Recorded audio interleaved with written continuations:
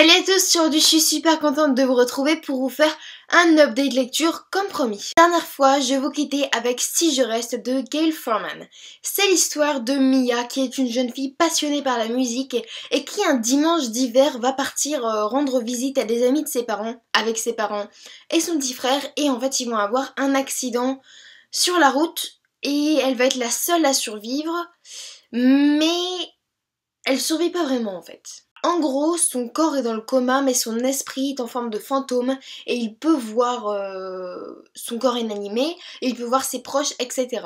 J'ai trouvé ce livre vraiment pas original, il m'a vraiment fait penser à Et si c'était vrai de Marc Levy, je crois. J'avais vu le film, mais bref. Je trouve ça vraiment vu et revu. C'est un peu le genre de Ghost, de Et si c'était vrai. Ça n'a vraiment rien d'original, donc je comprends pas pourquoi il a fait un buzz pareil. Je trouvais que le tout du livre était plutôt survolé, les personnages vraiment pas travaillés en profondeur. Je trouvais qu'il y avait quand même quelques petits passages émouvants, comme quand le copain de Mia va voir le corps de sa petite copine inanimé et qu'elle le voit en train de voir son corps inanimé. Enfin, c'est vraiment très triste ce moment. Donc il y a quelques petits passages émouvants, mais on en reste là quoi. Le deuxième roman de Gayle Forman que je lis, j'ai déjà lu Les Cœurs fêlés, et donc là Si je reste, et je trouve que la plume de l'auteur est vraiment très novice en fait. Je la trouve trop simple et trop grand public, et ça m'a gênée. Je lui ai mis 13 sur 20 sur Livre Addict. C'est une lecture mitigée, pas horrible, mais pas excellente pour autant. Continuez en lisant La Maison Maudite d'Émilie Brontë, dont je vous ai parlé dans mon rendez-vous du livre mystère du 13. Donc je vais pas m'étaler dessus, mais en gros, je suis retombée amoureuse de ce livre. C'est un coup de cœur phénoménal, mais pour la deuxième fois, donc je compte pas vraiment ça comme un coup de cœur non plus. Dans ce livre, chaque personnage, chaque sentiment est détaillé jusqu'au plus petit détail, comme nulle part ailleurs.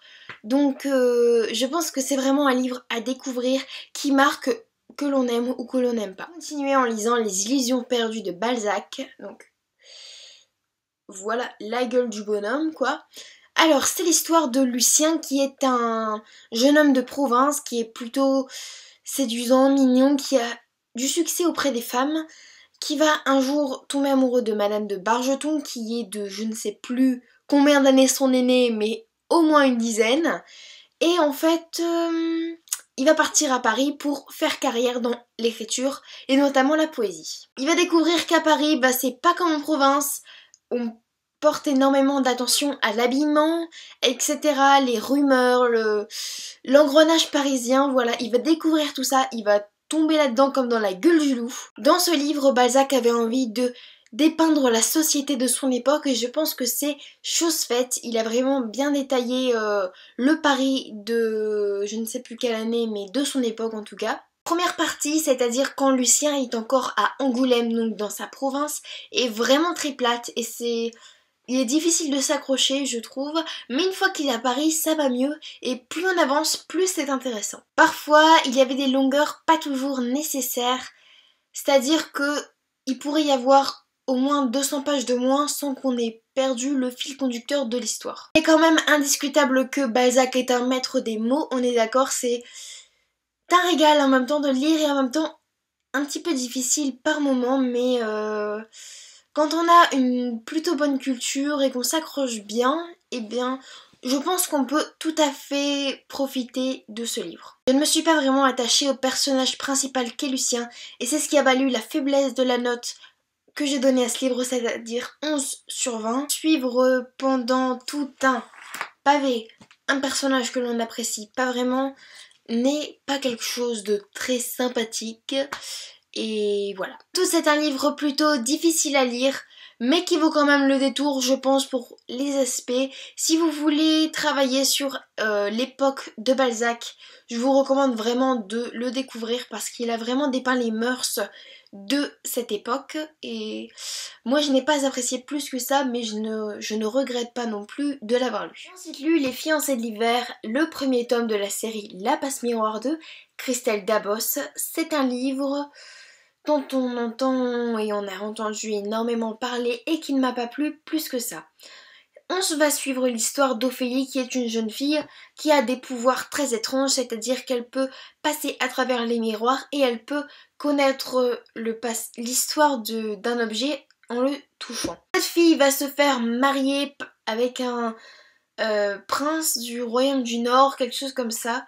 Donc il s'appelle Thorn et une fois qu'elle le rencontre, eh bien il est très froid, très distant et vraiment pas très gentil avec elle. Elle va donc le suivre dans son pays et rencontrer sa famille, etc.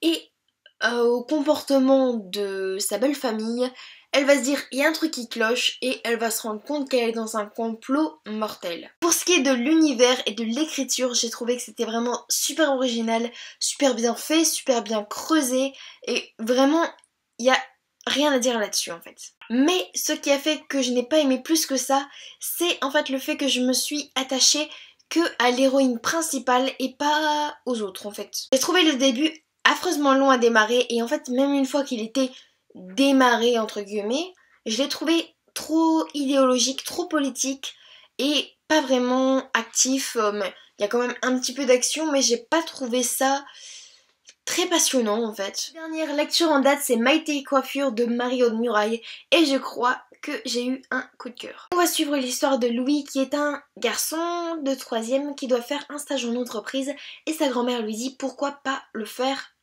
dans le salon de coiffure dans lequel je me fais coiffer, ça t'apprendrait des choses. Au cours de ce stage, il va se rendre compte qu'il a un talent inné pour la coiffure. Sauf que son père, qui est chirurgien, ne s'imaginait pas que ça irait plus loin qu'un stage, donc c'est-à-dire que Louis veut maintenant quitter l'école l'année d'après pour se lancer dans un CAP de coiffure. On va suivre la vie qu'il mène en parallèle au salon de coiffure avec tous les employés, leurs petites histoires, etc. Et dans sa famille où le métier qu'il aimerait faire n'est pas vraiment accepté parce que selon son père, être coiffeur c'est pour les illettrés. J'attendais rien du tout de ce livre.